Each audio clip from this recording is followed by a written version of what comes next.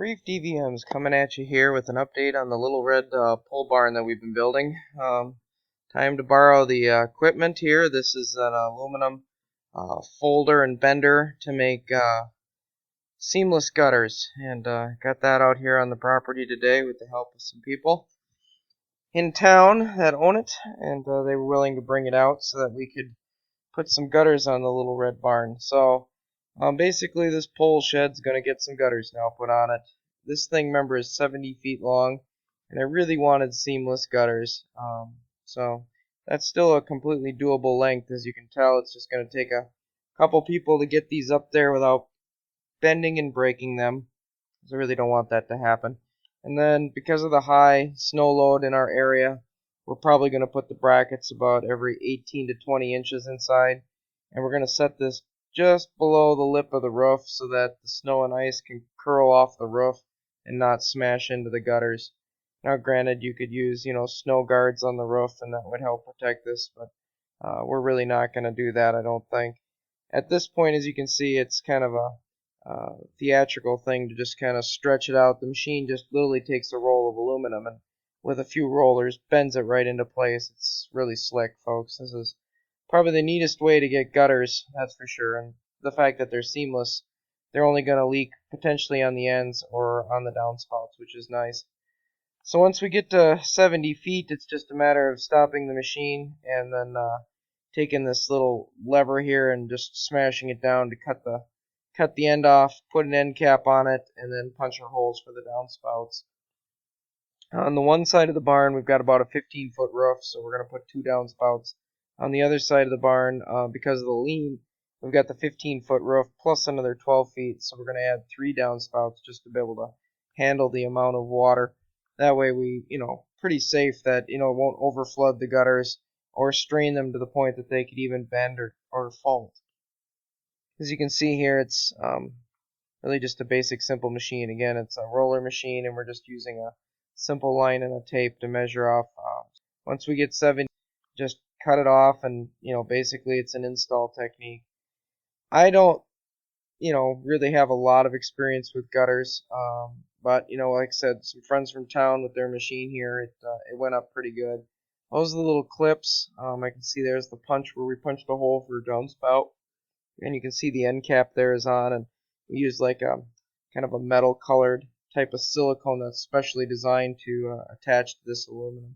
And then there's the roof edge. Again, we want to be just a hair below that edge so as the snow comes off and curls, it won't grab the gutters and come down. This happens to be the lean side.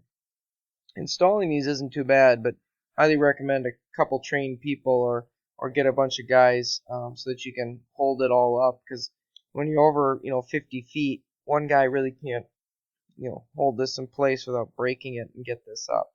So as you can see, these are about every 2 feet, but we're going to move them to about every 18 inches, and then we're going to put this up on the barn. So this is the side without the lean.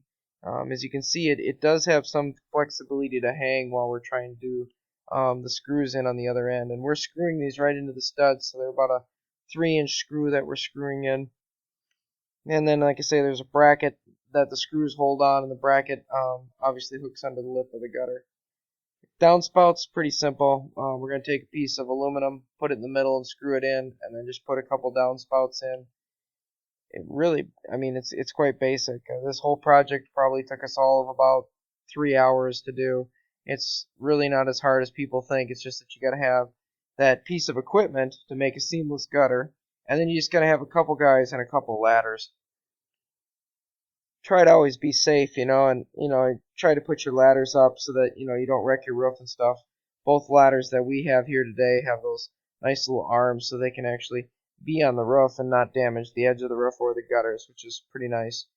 I'd say we got them on pretty straight. It's starting to rain here already. Water's running through them. It's starting to work perfect. This is exactly what we wanted. As you can see, this barn has like a 3-inch lip of metal on top. If you look down this sight line, you can see the gutters just a hair below that. That to me is perfect, because that means then we can get away without snow dogs and stuff, because the snow is going to go over the top of the gutter when it slides off and not smash into the gutter. I'll put longer extensions once I finish the grading on the barn. As you can see here, the grading is still not perfect. It's now summer, and I just seriously haven't had any time yet to get to the grading because the hay crop's got to come in now. Now that we finished planting corn and stuff. So again, here's a look at the barn from both sides. This is the side with the eaves, eave light windows that is, and this is the higher side with the shorter roof. It looks very nice with the gutters. I'm quite pleased. I think a lot of people should put gutters on their barns. I think it really helps with the drainage and certainly helps with keeping the ground around it from not becoming so saturated. And I certainly think it also helps with the runoff. And this is the opposite side with the lean. Again, it has 3 downspouts because, again, it has the 15-foot roof plus the 12-foot lean. And, again, once we finish the grade, folks, it'll all get better as far as the pitch. This is the barn. I appreciate you watching. Again, now it's got gutters on it. Thanks, folks.